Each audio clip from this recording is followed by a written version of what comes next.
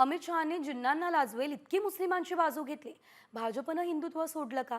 आमचा विधेयकाला नव्हे तर भ्रष्टाचाराला विरोध आहे, हा घणाघात शिवसेना ठाकरे गटाचे प्रमुख उद्धव ठाकरे यांनी केला असल्याचं बघायला मिळत आहे। याशिवाय आपण जर बघितलं तर भाजपच्या ढोंगीपणाला विरोध असल्याची टीका त्यांनी यावेळेस पत्रकार परिषदेच्या माध्यमातून केली आहे।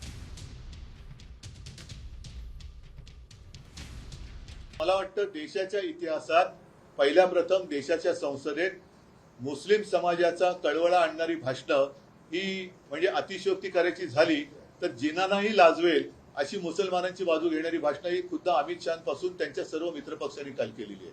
मग हे बिल नेमकं मुस्लिमांच्या विरोधात आहे का मुस्लिमांच्या बाजूने आहे? जर मुस्लिमांच्या बाजूने असेल तर त्याला विरोध करणारे आम्ही हे हिंदुत्व सोडणारे कसे? कारण मुसलमानांची ज्या पद्धतीने तुम्ही काल बाजू मांडले की गरीब मुसलमान को ये होगा, मुस्लिम महिलाओं को ये करेंगे, अमुक करेंगे, तमुक करेंगे, मग हिंदुत्व आम्ही सोडलं का तुम्ही सोडलं?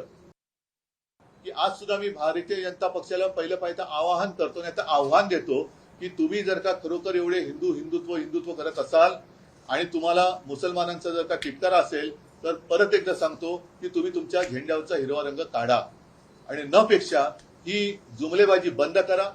आम्ही बिलाला विरोध करण्यापेक्षा यांच्या ढोंगाला आणि त्याच्यानंतर या जमिनी बळकावून यांच्या व्यापारी मित्रांना ते जे काही देणार आहेत त्या भ्रष्टाचाराला विरोध केलेला आहे।